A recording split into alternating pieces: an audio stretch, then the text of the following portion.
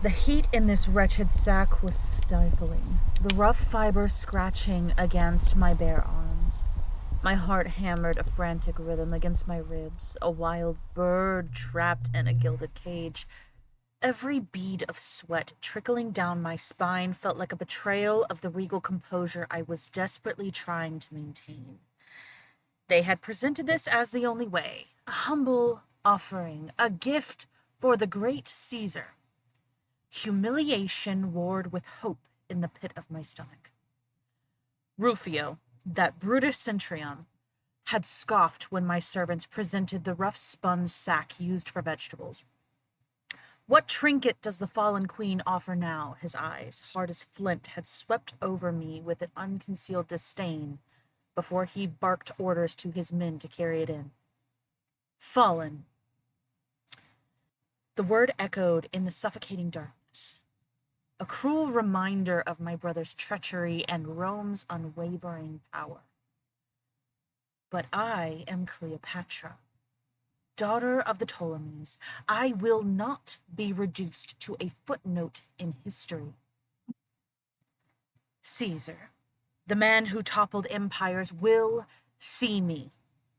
He will see beyond the desperate guise of this offering, beyond the rumors and the propaganda. He will see the fire in my eyes, the intelligence that shaped a kingdom, the will that refuses to be extinguished. The voices outside shifted. Louder voices, the clatter of armor, the unmistakable resonance of Roman authority. We were there. My breath hitched. This was it. The moment that would either restore my throne or seal my doom. A gruff voice ordered the sack to be emptied. My fingers tightened on the papyrus scroll hidden within my robes, the words I had carefully chosen burning in my memory. Then a sudden flood of light.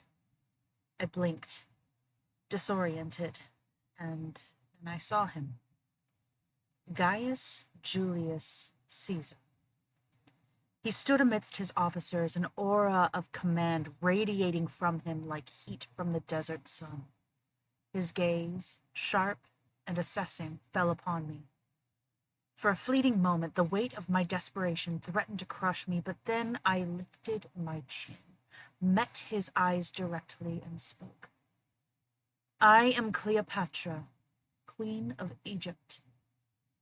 My voice, though softer than I would have liked, held a note of unwavering defiance. The game had begun.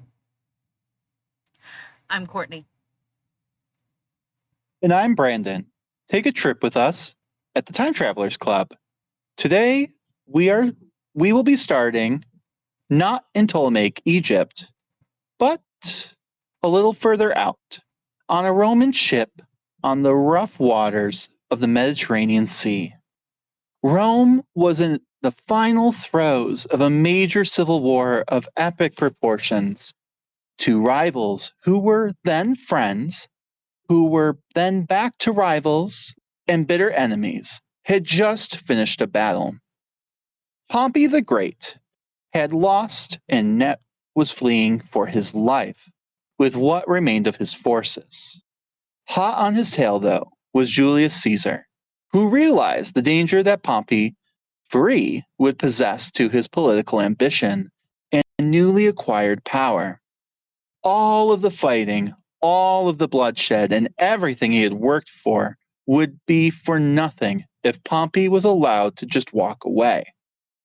But the two men had history. Pompey, who had been Julius Caesar's senior at one point, and also his son-in-law after he had married Caesar's daughter. But that had ended in tragedy for both men after she had died, and the bond that had kept the first triumvirate together dissolved rather quickly. There was nothing in the way of either man's ambition after that. It is a thought to be had that a woman with no agency of her own was the only thing that kept such a powerful alliance of men from giving in to their own personal ambitions. Or at least that's how they would probably paint it. Mm-hmm. But Yeah, I mean, because you do see this trope a lot, unfortunately. But I like to also think that there is some truth to that. Like, it's unspoken, but like, yeah, ultimately, like, we don't know a lot about Julius Caesar's daughter, other than that he really, really did love her a lot. And from what we've learned about Pompey, I guess he also loved her a hell of a lot, to the point where he was made fun of for it because it was unmanly of him, I guess. But Because the yeah, no, loyalty like to a it's woman. Yeah. yeah. And I guess Crassus didn't give a damn about her, but like he couldn't, but at the same time, he couldn't wedge his way in between them either Yeah. because, so he had to kind of fall in line, sort of, because he knew they would be allied. Mm-hmm. So in a way, this woman who had no control of who she married or any of it, or who she was the daughter of, like, just happened to be the only thing holding all this together for a long time. But unfortunately, she died. But none of that mattered by that point. Pompey had gambled and lost, and was now trying his final gambit. Both men knew that Egypt, while politically unstable, was an opportunity for whoever got there first.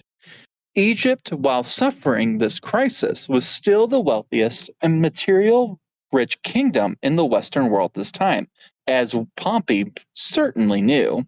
Mm-hmm. His whole connection with Ptolemy, with Cleopatra's father. Oh, yeah. Collecting on those More debts.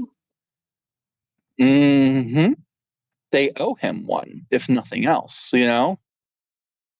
And more importantly, it was still independent with its own rulers. While in the past, they had been influenced into doing the bidding of states like Rome, they did not have absolute control over the region. And since Rome herself was incredibly unstable, whoever held Egypt would be indebted to her.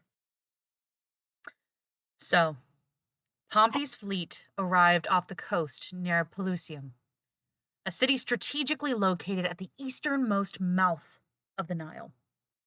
This was a significant port and a natural point of entry into Egypt from the east.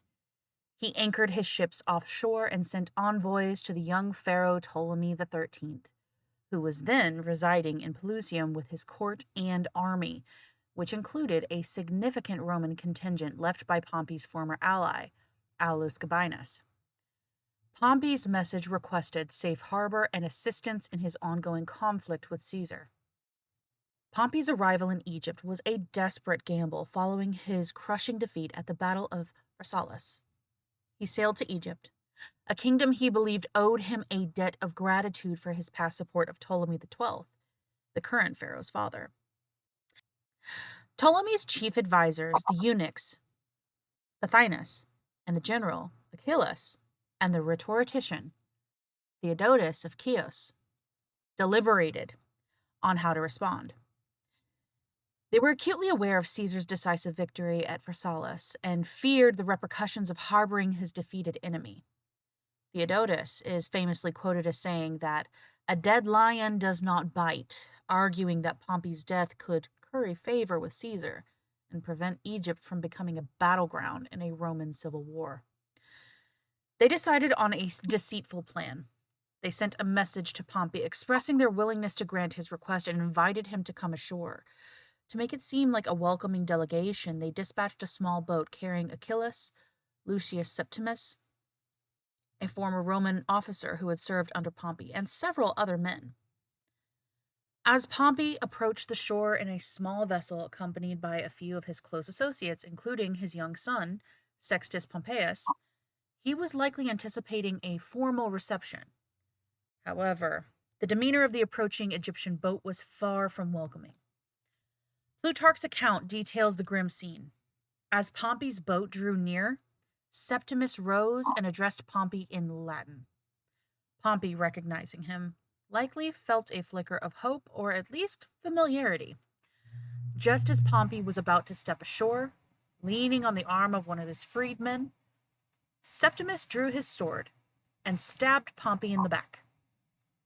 Simultaneously, Achilles and the others joined in the attack. Pompey, recognizing the betrayal, and probably the fact that there was now metal in his body, reportedly did not utter a word, but merely pulled his toga over his face and silently endured the fatal blows. So, not even giving them the satisfaction of noise.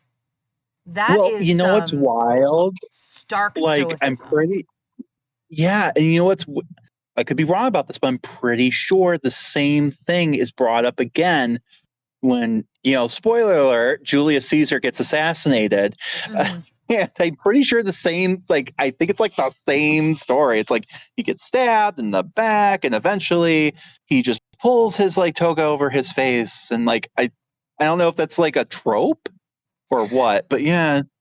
I'm not sure, honestly. And I know body language and how it's come over time. I know Yeah. Rome saw tears as something that was emasculine, hence why we still get Well, like like, the boys don't cry thing today. But but also like there's a mythologizing and a lot of these accounts are yeah, written much later. true. No one's there like writing it down as it's happening. And even if they were, no one's going to be like, oh, yeah. And then he cried like a bitch. And he was like, please, no. No one's doing that. Like, they would never even admit to that. So he's got to go dignified. And like, again, it could be like a common trope where like dignified men cover their face like a burial shroud, their symbolism, blah, blah, blah, blah, blah, blah, blah. I don't know. It just seems weird that we've got two people who knew each other who were in similar positions in a similar time frame who were kind of died similar way did the same exact thing. Like I feel Yeah. like in the heat of the moment, I don't think to pull my toga over my face.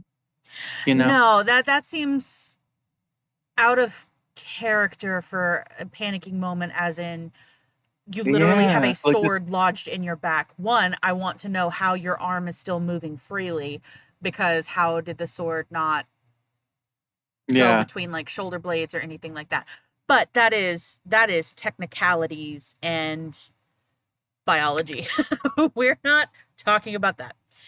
So, so Pompey's rolling up. He just got stabbed, pulled the toga over his face, and then he fell dead on the shore in front of his horrified son and companions, who were still on the ship and unable to intervene. And I honestly wonder if his son was the one that stated it just to Yeah. preserve his dignity, because he was Yeah, I one was of the gonna say, I mean, like, witnesses. duh. He's not gonna be like, yeah, my dad cried like a bitch. Like, no, he's gonna be like, oh yeah, no, like he died with dignity. And even though he's being stabbed, he somehow found the time to hide his face from their shade. I don't know. Like that's absolutely sounds legit. Who knows? But But he did. the assassination of Pompey the Great was a swift and brutal act of treachery, meticulously planned by the advisors of the young Egyptian pharaoh Ptolemy XIII. Here are the detailed events as they unfolded near Pelusium in September of 48 BCE. So he did. Pompey, a man who had once commanded vast armies and shaped the course of Roman history, their golden boy, died. Died on a foreign beach at the hands of some former subordinates of Rome. Caesar arrived in Alexandria a few days after the assassination, landing with a relatively small force. The manner in which Pompey had been killed and the subsequent presentation of his severed head elicited a complex, shall we say, reaction from Caesar, as described by various historical sources. Plutarch and other historians recount that Caesar reacted with horror and grief upon being presented with Pompey's head. He is said to have turned away in disgust and even wept at the sight of his former son in law and political ally's brutal end. This display of emotion can be interpreted in several ways. genuine sorrow for a man he once had close ties with. We could take it at face value, I suppose. Outrage at the treacherous and un-Roman manner of his death. Or a calculated public performance to distance himself from the assassins and garner sympathy. I can say, you know what? I don't know. Like I could see him being pretty upset. Like it was his victory, if nothing else, right? Yeah. And they stole that. But if you do look at it from like a political situation, he didn't want him dead. He kind of wanted him alive because he did. Caesar did this thing where, like, when he beat people, he specifically wanted them alive so that he could maybe march them through like a triumph or something, but then go ahead and forgive them. And like, you know, and all the like bad blood's gone. And that meant they looked like pieces of shit if they ever rose up against him again. Talk about emotional blackmail. Yeah, it's emotional blackmail for sure. And that was like his thing. And like Roman men really hated it, right? But so like it was like one of those things now he couldn't even do that. He was worth more to him alive than dead. And like again, like to be fair, there was history between these guys. I'm not saying he wasn't upset. And honestly, imagine if you show up under the pretense like, yeah, we got Pompey right here for you. He's like, hey, cool. And you walk in, they're like, ta-da, and they like show you his head on a silver platter, literally. Like I might also be repulsed if I was not expecting that. I mean, I think that would be a rather human reaction overall. Because when I speak metaphorically, I want his head on a silver platter. I don't mean it literally. Yeah. Unless and like, maybe I do, and then I will say it explicitly. But again, it's just, he wasn't even asking for that. He's just like, you know, trying to capture Pompey. And they're like, I guess they're not lying. They're like, yeah, we got Pompey for you. And he's like, hey, cool. No one mentioned he dead. No one meant, you know. And I think really, and this is of course my projection, I think he would have taken offense to the fact that they got Pompey in a state of deceit. Because of course, that's the un-Roman part. It's very un-Roman, and it is very much unmanly because it is the realm of women and liars to stab in the back. It is the realm. Yeah. That is not how you fight. Our fights have rules, and this is rule breaking. And we have to. And I want to just point this out. We have to remember this is Rome at the beginning of empire. So like the Republican Roman values are very martial, very honor bound, so on and so forth. As we become empire, this is fucking nothing. This is all the time. But like, and I think in our culture, like our mind as culture, pop culture wise, like that's not surprising. 'Tis Rome. Like, look at the pot calling the kettle black. They really didn't. They had political like machinations and deceit, but like not like this. And like when we talked about that late during our late Roman Republic episode, when we talked about like how they gave those guys no trial and like choked them in a pit, like that was wild, becomes commonplace later. But up until that point, and this was within like a decade or two, this is like unheard of, right? So like, and do I think he wept? No, I think we're laying it on a little thick there, but Plutarch, but I do think he was upset. I think he was caught by surprise for sure. If nothing else, if you go into a room expecting to see someone alive, and then not only are they dead, but they literally go, "Oh, would you like dinner?" and ta-da, reveal their head, and you're not expecting it. I think I'd probably retch too. Like, that's gross. What the hell, dude? And I'm not. What is wrong with you mentally? Yeah. What the fuck? And I'm sure this guy has seen plenty of bloodshed, plenty of fucked up shit like that. But like, again, there's a difference when you're in battle and there's all this lead up, there's a siege and all this crap. It's not like you just walk into the room and like everything's fine, and then all of a sudden it's not. So like I think that's just human, and I don't care Yeah. how hard you are.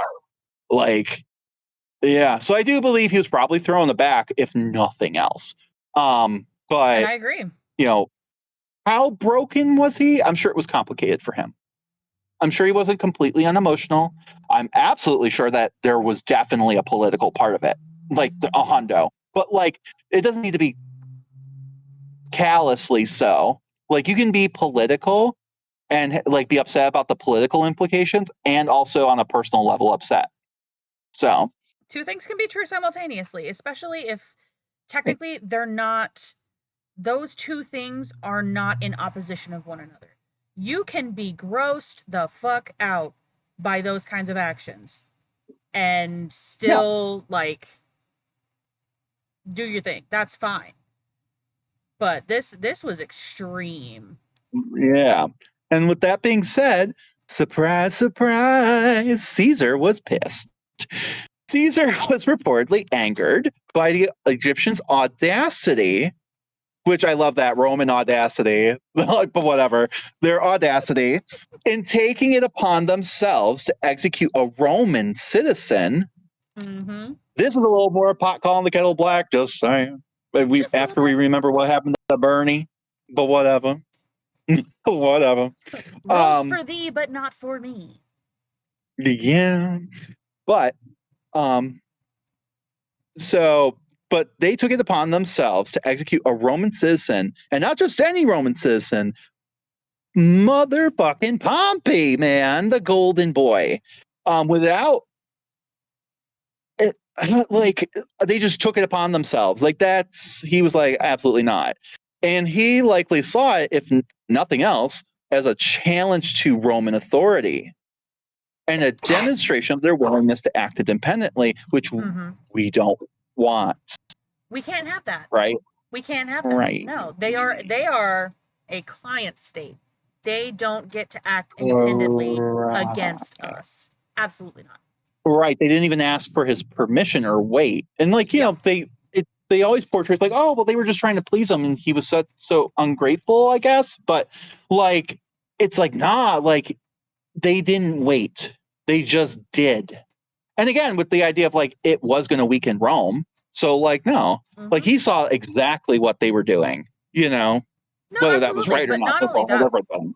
not only that, Pompey has how many soldiers that are loyal to him? Right. He has Right. how many militias that are loyal to him?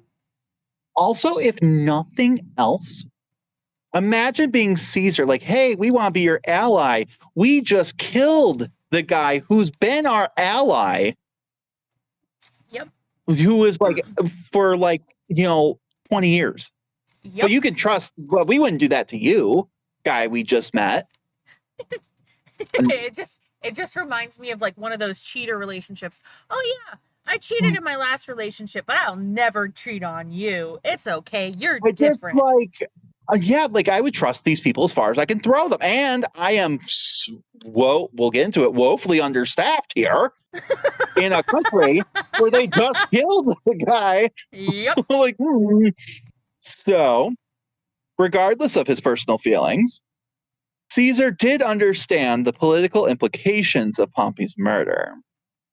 Publicly condemning the act allowed him to portray himself as merciful and just, potentially winning over some of Pompey's former supporters, who might have resisted him further if he had appeared pleased by the assassinations. He famously declared he waged war not against Roman citizens, but against his enemies in battle. So, with this in mind, Caesar ordered that Pompey's remains, including his head, be treated with respect and given a proper Roman burial. This act further underscored his disapproval of the assassination and reinforced his image as a magnanimous victor. He even sought out and showed favor to some of Pompey's former allies. And Well, that is a trick he does. He was going to yep. do that whether Pompey was alive or dead. Well, absolutely, because there is always people left behind. You cut off the head, This is a Hydra situation. You cut off one head. How many grow in its place if you do It's the not head. actually appease it?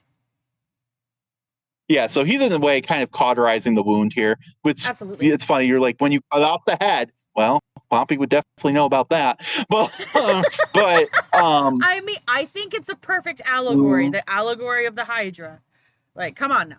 and either way, he was doing this, right? Yes. If Pompey had been alive, this was also the same tactic. Like, hey guys, like I get it, you were just working for him. Like, like we're all Romans here. He was going to do this anyway, so this is him still kind of trying to salvage Plan A a bit. Yep. And it kind of worked, but like he was big mad at Egypt. He's like, it made that much harder now, But he's trying to salvage this. Absolutely. And it's wild. It's really wild because technically Egypt just threw a gigantic wrench in his plans, Yeah, but also offered him a way out that's a little less messy. Because Pompey always could have come back. Pompey always could have come back yeah. and done it again. And this cleared that path. But it also created different problems. And that's true too, but it does show how good, man, convincing the enemy army that you're mad that someone killed someone in your name and them believing it, that's impressive. So we need to take acting classes from Caesar. Got you. Understood. Okay.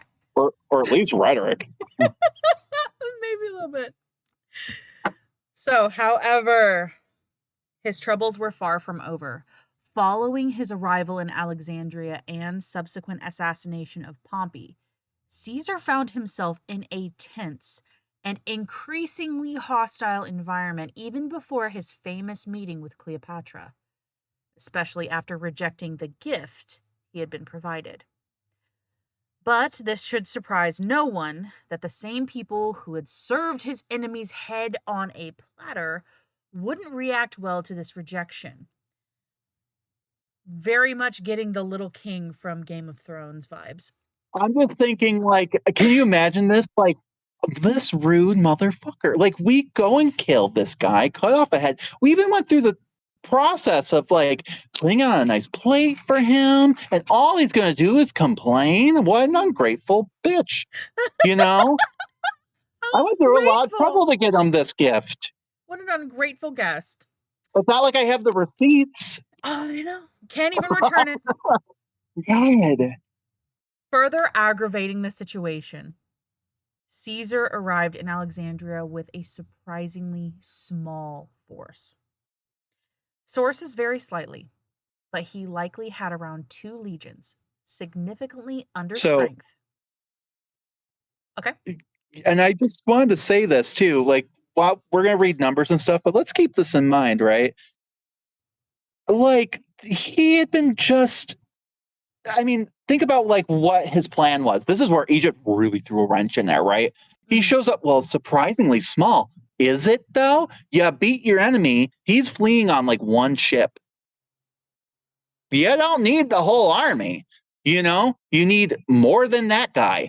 Send the rest home. They've been fighting their ass off. We'll get into that when we talk about Mark Antony a bit. But like, these fuckers had been at war for like ever, like a decade. Like, these people just wanted to go home, and like every time they would go home, there'd be something else. So he's like, okay, go home.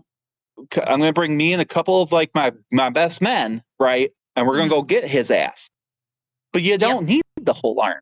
And then you show up, and he did. And you're in a country with an army that was just meant to be like a task force, surrounded by civil war and people who have all their soldiers. Yep. And no, it's complicated because war is always a numbers game. Doesn't matter what time period you're looking at. It is always a numbers game. So, and it's like he's not a big dummy. It's just like he was smart. He was smart for what should have happened, but it didn't. And that's the problem. Like it seems like a small wrench. They killed him instead. Politically, yeah, clearly it was salvageable. He kind of got the same end result.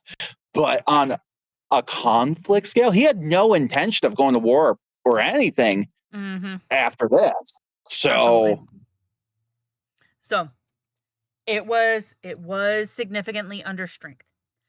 It totaled perhaps 3,200 infantry, and 800 cavalry. He also had about 10 warships from Rhodes and a few others from Asia Minor. So it seems like a really big force, but in comparison, it's really not. would you invade a country with it? Probably not. Hell no. You wouldn't invade a country with it, but to go You and won't, apprehend a commander? Sure. like, you're going to invade Egypt. Yeah, no. Even when they're down, no. You can barely take a city with something like that. Exactly. Mm. So this was perhaps enough to apprehend a defeated and desperate rival. But these men had been marching into war for months now. This was supposed to be the end of it before they had gone home.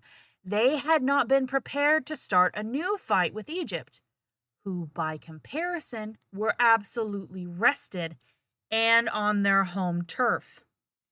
This limited force would prove to be a major factor in the events that unfolded.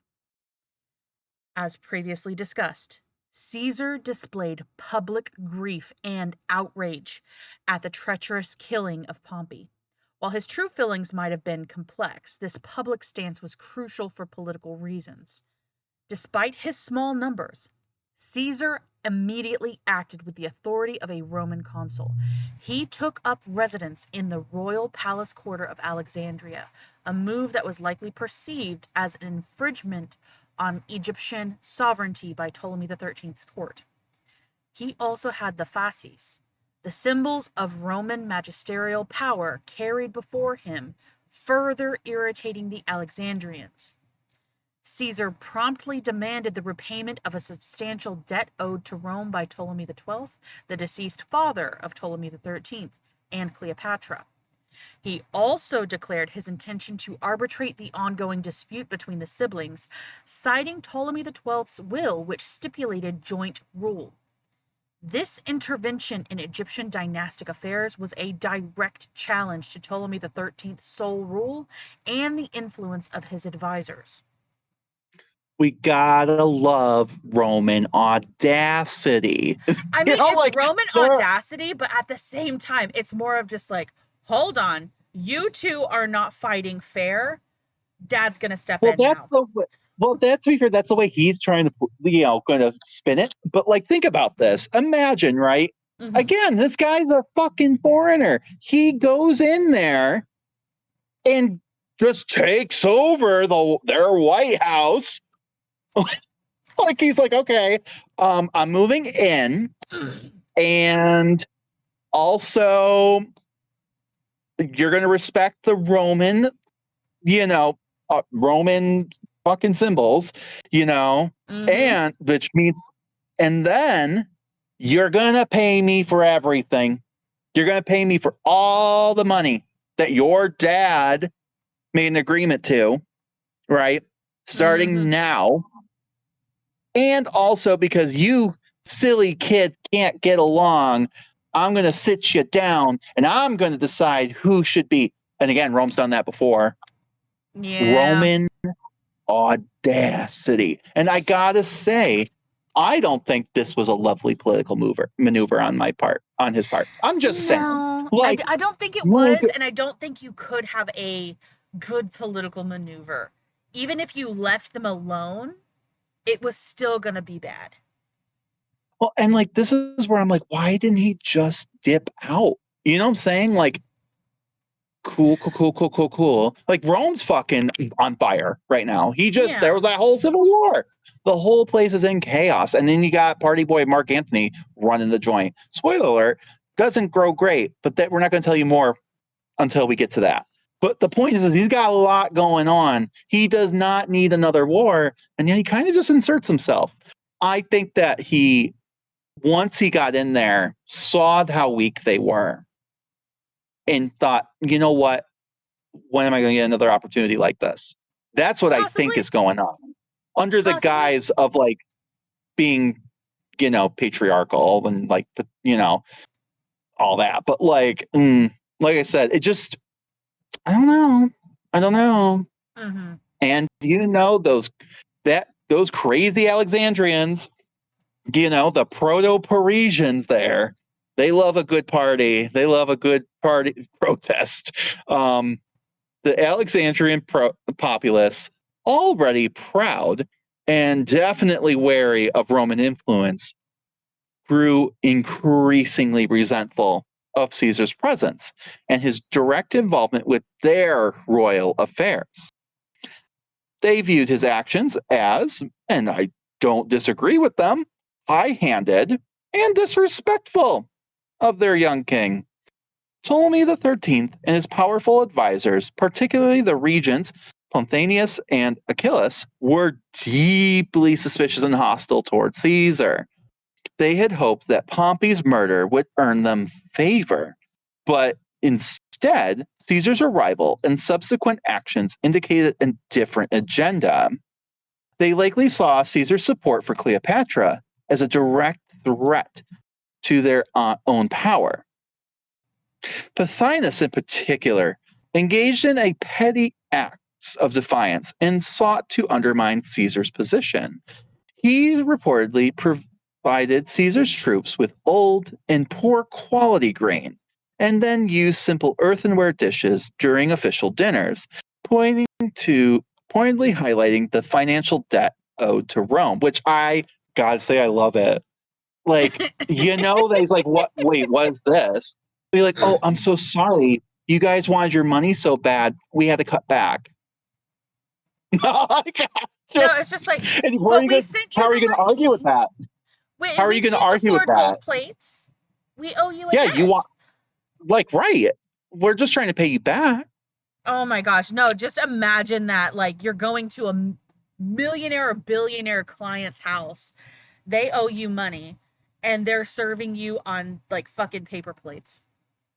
This Like, honestly reminds me, well, first of all, it reminds me of a certain political situation where we have done that, where people uh-huh. showed up and they were given like Wendy's. But but then Fucking Burger this King. also reminds me of like my husband. He, went over to Vegas for his company's big, meeting, blah, blah, blah, blah, blah. They went through all these flights and everything like that. And, years past, they always provide them with like a nice dinner and everything like that. And they literally were like, here's some like cheese cubes and pepperoni. Please tell me you're joking. No, and you're just like, what? I mean, like, again, now, like the next couple of days after, of course, they had nice dinners and stuff, but it's just like all these people were on flights, and a lot of them had just come in. They're all jet lagged and everything like that. They have to show up to this, like, first night meeting bullshit, and they were. But I guess the year before they got so crazy, like with their open bar and shit, that they decided not to do it again. But like they had no drinks. It was sober. You can go buy drinks on your own time after, but yeah, so no drinks, no nothing, no dinner. You just had like some hors d'oeuvres, like cheese cubes and shit.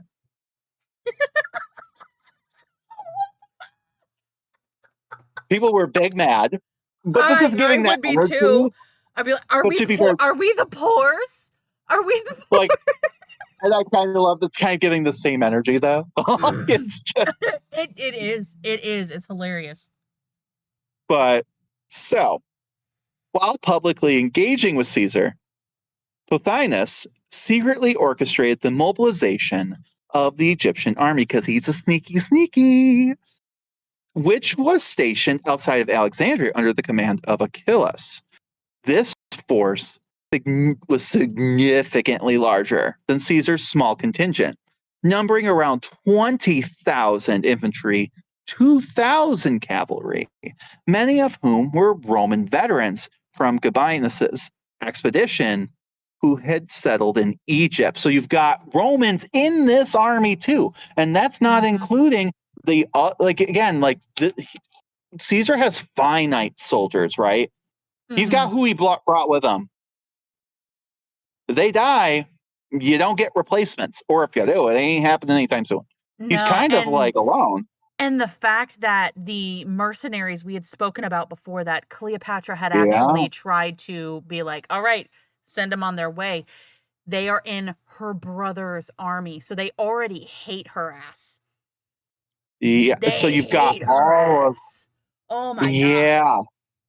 So like even before he's pairing up with Cleopatra, it's not looking great. No. Like, mm, mm. No, it's And not looking I fantastic at mean, all. and again, like if even though Ptolemy the 13th's army is this, which I love, we're talking about like he's a grown ass man. Kid's like 13, but whatever. This kid's army, like like even if the Romans are like badass Navy SEAL style, hoorah, like They're tired. well they're tired, and the opposite army, if you kill them, they can be replaced. Yeah. I mean, it all has its limits, I'm sure, Yeah. but No, and like it's just all I can that's better than imagine being is non-replaceable. like this 13-year-old is playing Risk with human lives. Yeah, and we have to remember, like, yes, this quote unquote civil war has been going on, but like as we discussed, there really hasn't been any like fights or anything yet. It's Yeah. just been a lot of like posturing. So that's why they're well rested, because they're it's literally the best time. They Mm-hmm. are super pumped, they're hyped up, they're literally battle ready, because they've been waiting for a fight for a while anyway, but they haven't actually had to fight yet. So they're just Yep. itching. Oh gosh.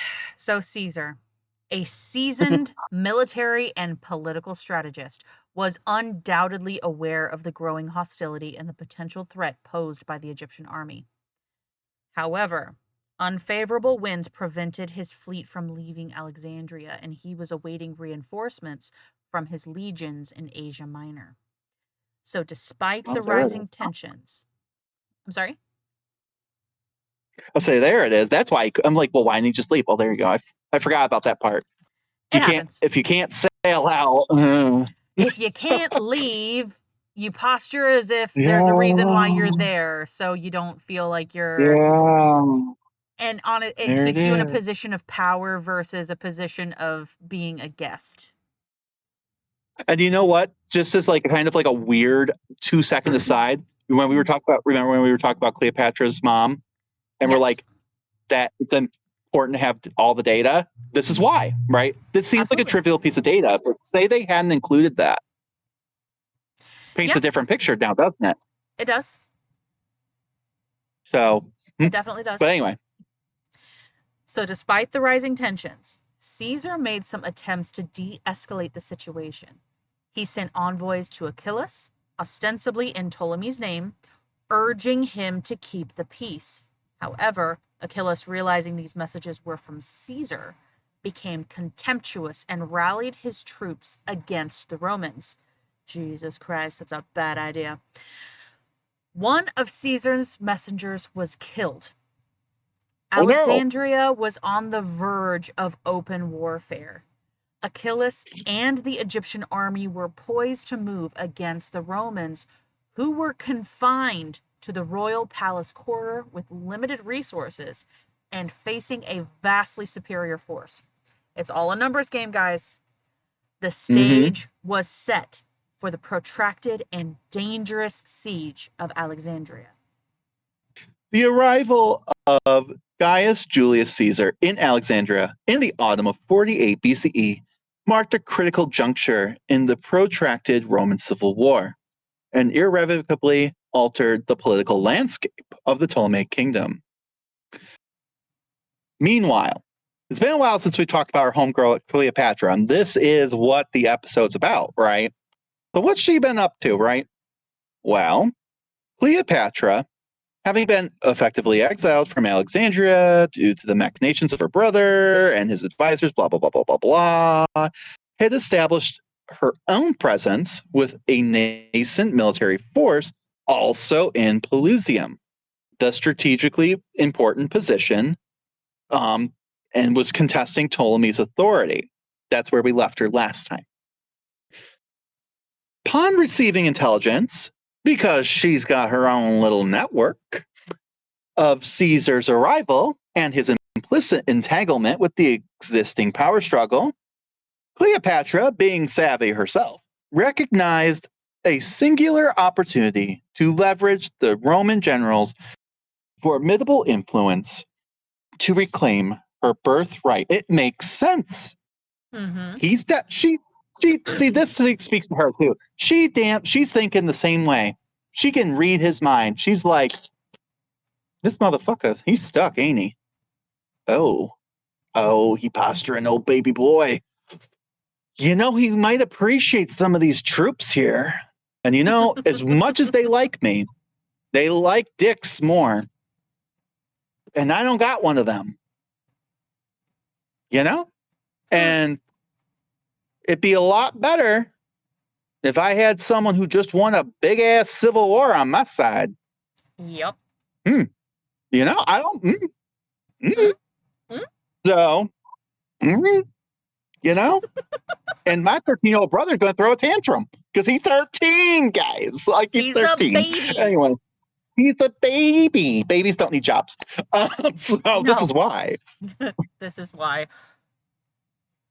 But of course, it's not going to be easy because access to Caesar, who at that point had taken up residence in the now very heavily fortified Roman palace quarter of Alexandria, because let's be real, he was sensing what's going on. This is giving Washington, D.C. vibes. Anyway, presented logistical and security challenge. Ptolemy XIII, while maintaining a tense, outwardly cooperative stance with the Roman victor, undoubtedly sought to prevent any direct alliance with Caesar and his exiled sister. The palace, therefore, became a focal point of suspicion and restricted access. And this is kind of weird, too, right? And we'll get into it later, but I just want people to know where people are, right? Like physically, like where they're, like if we're looking at a map, where people are, right? Mm-hmm. So Cleopatra is outside of Alexandria, right? Like somewhere outside, right? Yes. Just imagine her outside the walls, okay? Achilles is staring her down as the representative to Ptolemy XIII. That means Ptolemy XIII is not physically there, right? Yes. He's also outside the walls. Okay. Cool. Caesar is inside the royal district, in particular, of Alexandria, inside the walls. Mm-hmm. You know who's also inside the walls with him? Ptolemy XIII. Mm-hmm. So this is really interesting. It'll just keep this in mind because it becomes important later. Like I feel like when I was first learning some of these stories, I always kind of imagined like Ptolemy the 13th outside too for some reason. Cause like I think we think like with war, like you got your two leaders and they're staring each other down the battlefield, but that's not the case. And that becomes important later. Well, of course it's important, and just it's good know to that. know because him being inside the walls, he's also got to position like this is his house, right? He is now. the pharaoh. This is his house. For right now. Mm-hmm. Yeah, and for right now, this makes like logical sense. You're like, okay, makes sense, right? Cool. Yeah. It won't make. There's certain points where it won't make sense. Like it does happen that way, but it's just like I feel like I don't want to spoil anything, but like it gets confusing later, and you'll understand why.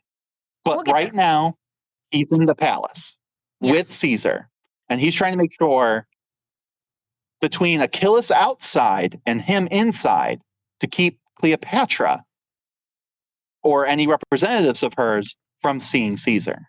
Mm-hmm. Cool. We've got that. So, to circumvent these obstacles, Cleopatra orchestrated a daring and unconventional maneuver, the details of which are primarily relayed through the accounts of later historians such as Plutarch or Cassius Dio. The most widely disseminated narrative describes Cleopatra's surreptitious entry into Caesar's presence concealed within a carpet or a linen sack, accompanied by a single trusted attendant, likely Apollodorus of Sicily. This seemingly innocuous item was presented at the palace gates under the guise of a gift intended for the Roman general. The element of surprise, coupled with the seemingly ordinary nature of the offering, likely facilitated their passage through the palace guard. The attendant, feigning deference, would have navigated the complex of courtyards and corridors, ultimately gaining access to Caesar's personal quarters. Once within the confines of his chambers, Cleopatra revealed herself. While the carpet ruse remains the most romanticized depiction of this pivotal encounter, alternative, albeit less sensational, theories exist. Some scholars posit that Cleopatra, possessing existing networks of loyalists and sympathizers within Alexandria, may have utilized these connections to facilitate a more discreet entry into the palace, perhaps exploiting the general chaos and the influx of Roman personnel. Others suggest that the inherent political instability and the presence of numerous foreign elements within the city could have provided sufficient cover for a less theatrical infiltration. Yeah, I mean, I feel like if she just honestly think about how she's been presented, right? Herself, like how she's presenting herself up until this point is grand, beautiful, decked in jewels, eleganza. Like, all she has to do is dress like a normal person. Yeah. Like they aren't going to suspect this. Also, it's really, I mean, like it would be like, there's no way, right? Like, no way she would just show up. Like they're not even going to look for her, Why would you? And Why would like you? even if Because they you've were literally going to look, threatened her life. You have literally made it clear that you will kill her, that she on will top of die. that too, just think about like how she was raised, right? Like this isn't when leaders of state meet even today, it's just not the done thing. Could you imagine if like the Queen of England had popped over to like, I don't know, anywhere, like say, I don't know, the White House, I guess, because I'm just spacing, and she had just shown up through the side door wearing like a normal outfit?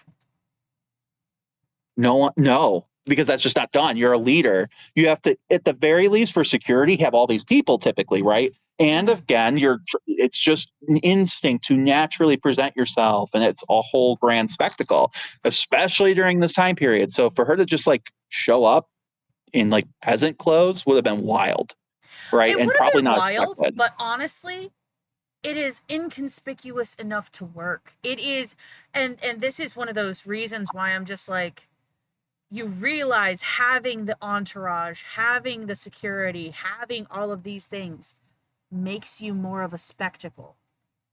Yeah. Well, and like to be fair, the story does create drama, right? You're trying to create drama, even if I think that the sack story was probably the first actual one, but like because again, I'm assuming, but then like that doesn't seem like on brand for such a beautiful and wily queen. So they switched over to something, especially with Orientalism becoming a thing later on, to like a rug, because Oriental rugs and like that's associated with the right. So there's a drama here, right? You've got some guy, then there's no way it's just Apollodorus, because again, they're going to recognize him, but whatever. Whoever this is, right? Her faithful, masculine, super macho servant. And he's carrying this rug. And like at any moment, if God forbid one of them does their job and actually checks, she'll be discovered.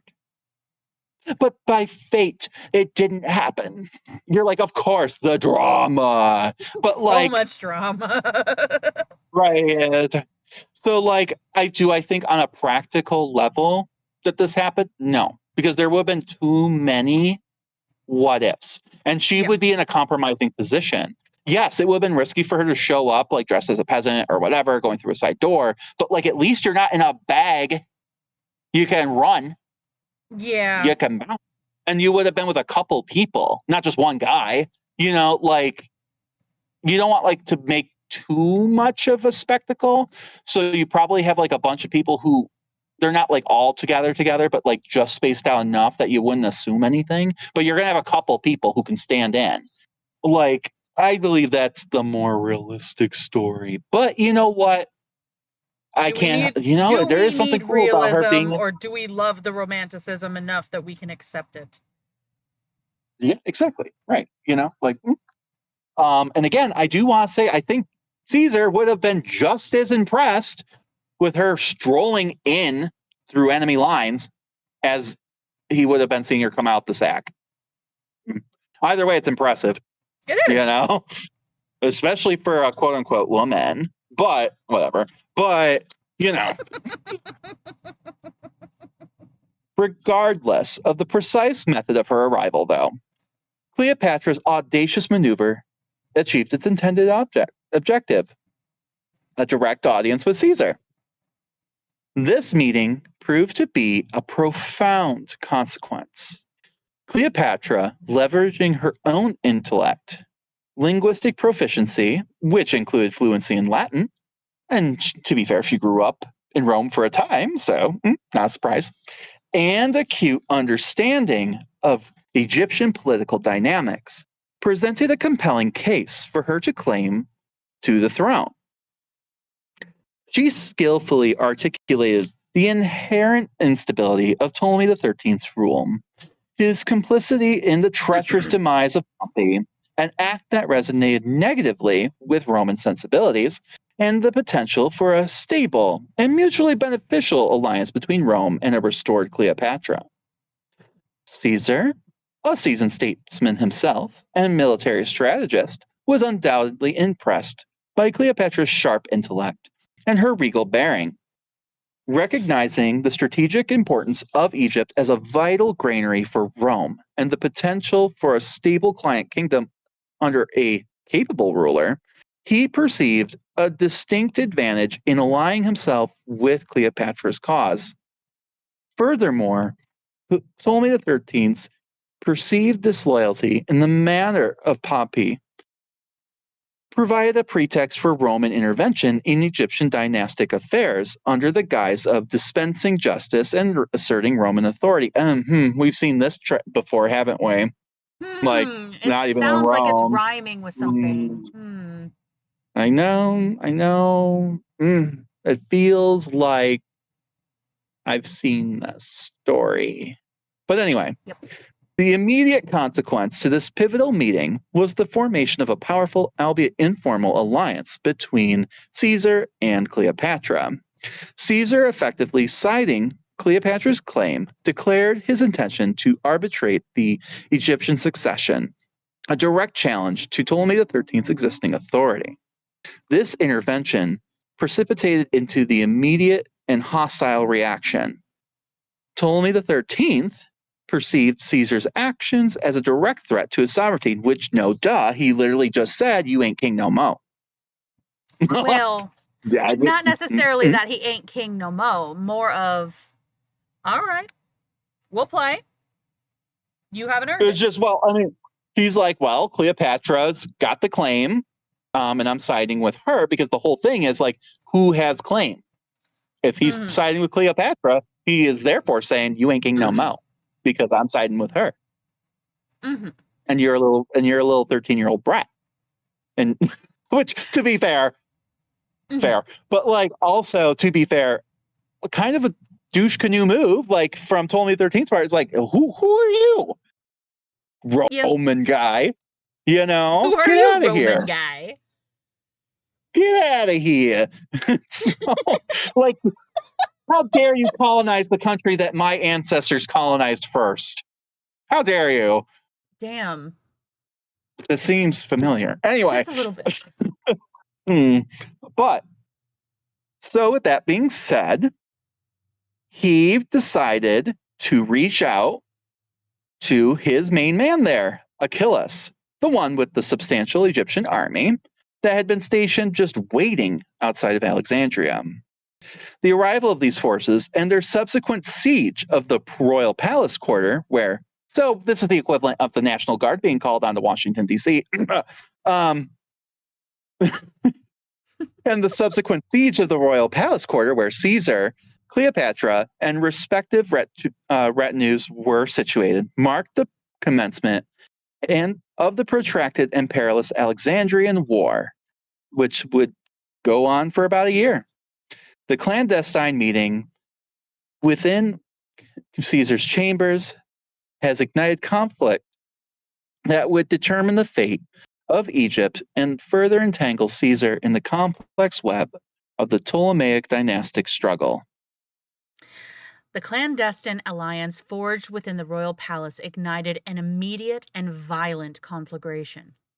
Ptolemy XIII, incensed by Cleopatra's audacious maneuver and Caesar's overt support, unleashed the might of the Egyptian army upon Alexandria.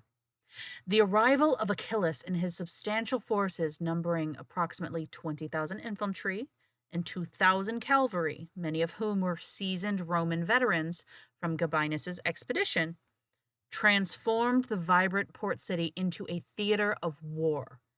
The primary objective, to dislodge Julius Caesar, eradicate Cleopatra's burgeoning influence, and reinstate Ptolemy's unchallenged rule. Because we can't co-rule. That's literally what it is. To be fair, you people go, oh, he was a bad king, or he's viewed upon as a bad king. What would you have done at 13 if your big sister took everything away from you and he had some old fart fucking telling you what to do? Who didn't even he doesn't even go here. Like, he doesn't even go here. This is on brand for a 13-year-old kid, okay? It is. Especially, I don't care, even if a 13-year-old kid hadn't been raised to believe he was fucking God on earth, I think this is the same result, Quite possibly. Therefore, if he was raised to believe he was God on earth, I think, we're not surprised here. Caesar, a military commander of unparalleled experience, found himself in a precarious predicament. His initial contingent of legions, though composed of battle-hardened veterans, was significantly outnumbered by the besieging Egyptian army. Trapped within the confines of the royal palace quarter, a strategically vital area likely containing essential supplies and offering access to the harbor, Caesar faced a hostile city and a determined enemy. Despite the numerical disadvantage, Caesar's military acumen manifested immediately. He ordered the rapid fortification of the palace quarter, transforming it into a defensible stronghold. Key buildings were secured and lines of communication were established with his fleet of Rhodian and Asia Minor warships, which, while smaller than the Egyptian naval forces, possessed superior maneuverability and experienced crews. The siege commenced with relentless Egyptian assaults on the perimeter of the palace quarter. Achilles' forces, employing infantry charges and rudimentary siege weaponry, attempted to breach the Roman defenses. They sought to undermine the walls and overwhelm Caesar's legions through sheer numbers. However, the discipline and tactical prowess of Caesar's veterans, coupled with his strategic deployment of his limited forces, repeatedly repelled these initial offensives. Yeah, if nothing else, he knows how to play a siege. And we'll again get that more with Mark Antony. But this ain't even the worst one. He's it's not great, but we're in a palace this time. Literally, when he's in Gaul, he's literally in between there's the city he's trying to besiege, and then he had to build another wall behind him to keep the support from coming in. Rock in a hard place. At least he doesn't have to worry about that this time. Also, I will give him that. Egypt, a desert people, are not super well known for being seafaring. So, No, they are not. I mean, they could have a bajillion ships, but will they know how to use them? Are they even that good? Probably not.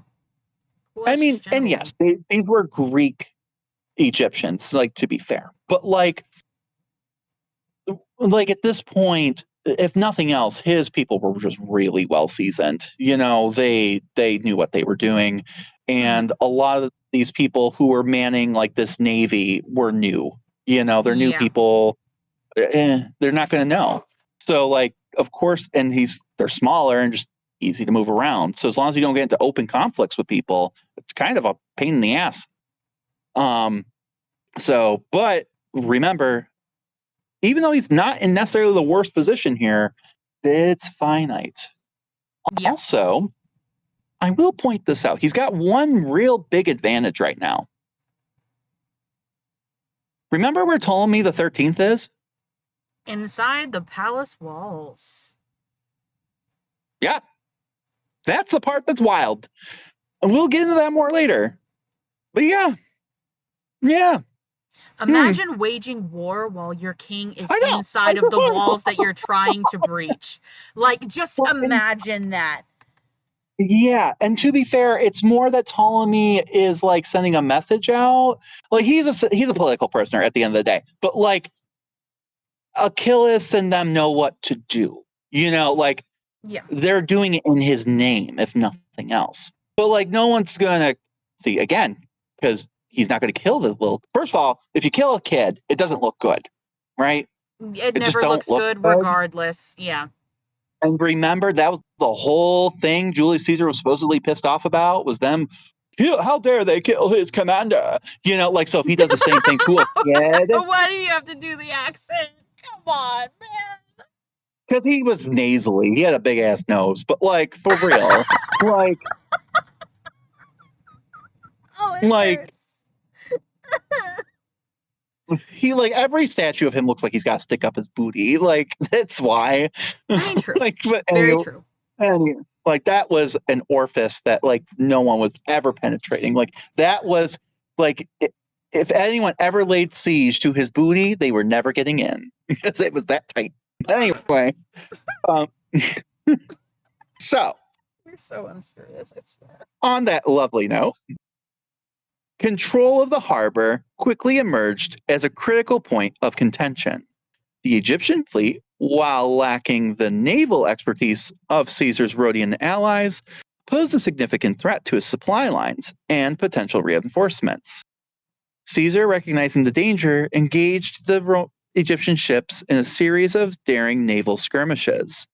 In a decisive and strategically crucial move, he orchestrated the seizure of the Pharos lighthouse, the towering structure that commanded the entrance to the harbor. This audacious action not only secured a vital vantage point, but also disrupted Egyptian naval operations and facilitated the eventual arrival of much needed reinforcements. And again, I'm assuming since Cleopatra's in there with them, she's given some good advice, right? Well, She's yeah. going to tell them, right, like, tell them about the Egyptian tactics, how the ships are made.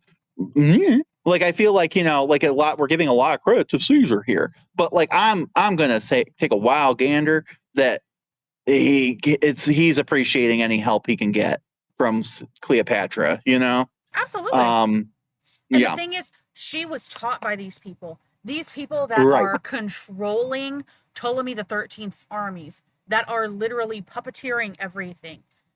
They were her tutors. They were her teachers. She is using the And she knows information the that she people. gained from them to help beat them. Yeah. Right. And also she's going to tell, like, she knows the layout of the city. She knows who's who, where's where, what's what. You know, she's going to know about the secret things. She's going to know, like, who you could potentially turn, whose house you should burn down, whose house you shouldn't burn down, and where that is. You know, like, it's going to be helpful, you know, and, you know, and then, like, we're not even mentioning the fact that she also was raised to know these things, period. Like, her daddy wasn't a dummy when he came to her education. So, you know, I don't think war was her first instinct on things, but she definitely knew how to, if nothing else, how to hold her own, or at least provide a supporting role to those who were more militarily affluent, you know? Absolutely. And I don't mean that she's not good at it and she kind of gets this rap as being a crappy military commander, but she really wasn't. Probably not as successful, I guess, as like Mark Antony or Julius Caesar. But again, that was their culture, dude, and they were dudes, and that was just kind of like expected of them and not of her. So, yeah. But amidst the escalating conflict, a devastating event occurred that would forever stain the history of Alexandria. It was a calculated maneuver to prevent the Egyptian fleet from falling into enemy hands and potentially cutting off his escape routes. Caesar ordered the burning of the ships anchored in the harbor. The ensuing conflagration tragically spread to the adjacent docks and warehouses, and according to several historical accounts, resulted in significant damage to a portion of the famed Library of Alexandria.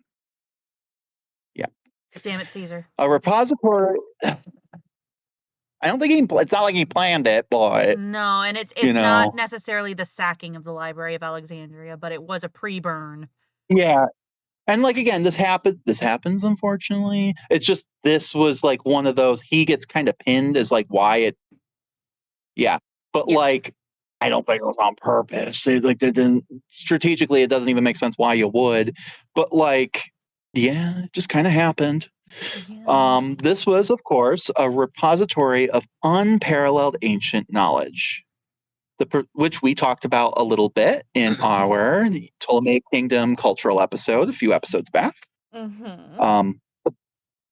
The precise extent of the loss remains a subject to scholarly debate, but the symbolic destruction resonated deeply, representing a cultural casualty of the brutal conflict. This siege dragged on for months, stretching from the late summer and early autumn of 48 BCE into the spring of the following year.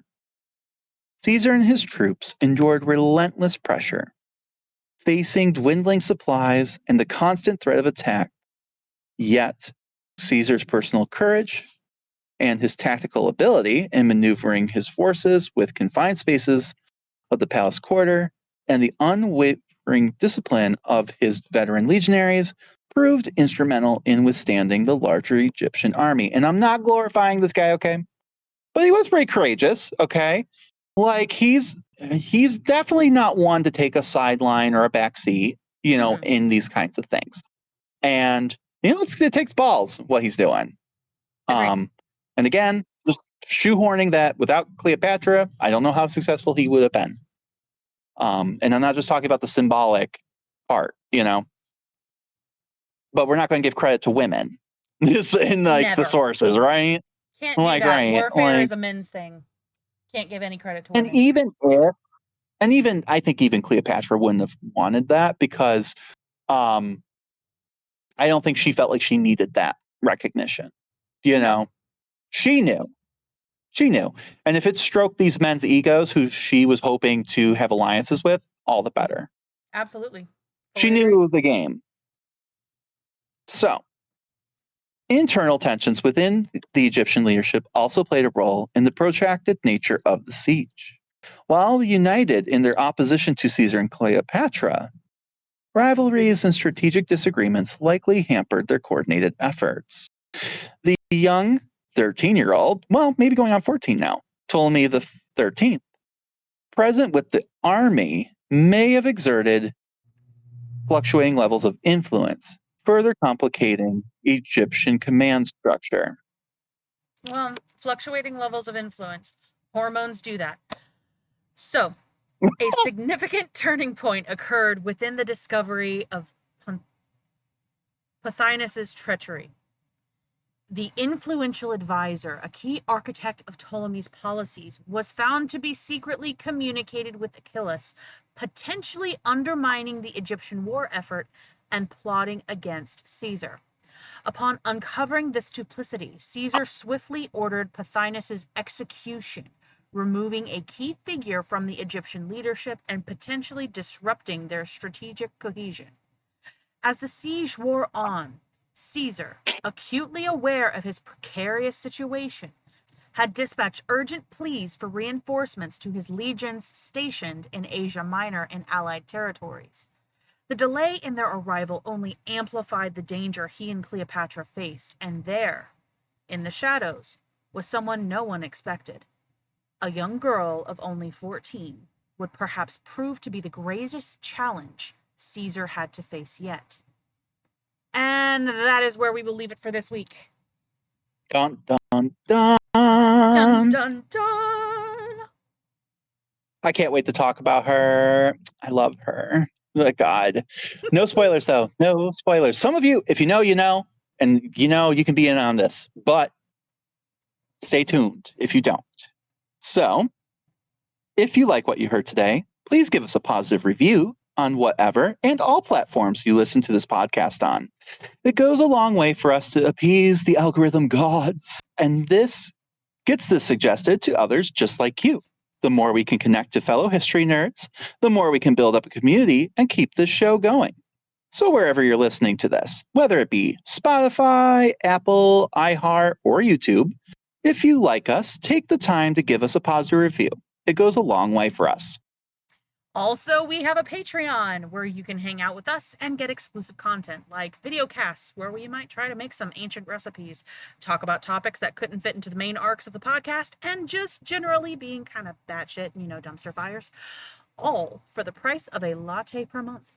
Research materials and books cost a lot of money, and it takes a lot of time for us to create this show, so anything that you provide would be a huge help. Mm-hmm. And we have some pretty fun topics on there, including ancient. Yeah, we talk about ancient winemaking. We go and talk about some batshit crazy stuff with Atlantis. That's a whole 3-parter. And we've got so many different plans. We're hoping to do like some about Hecate, and some witchy stuff. So if you're interested, definitely sign up. So if you have any ideas, comments, or just want to say hi, you can reach us at timetravelersclubpodcast@gmail.com. We can't wait to see you again next week. And as always, thank you for listening. Bye for now. Have a good one.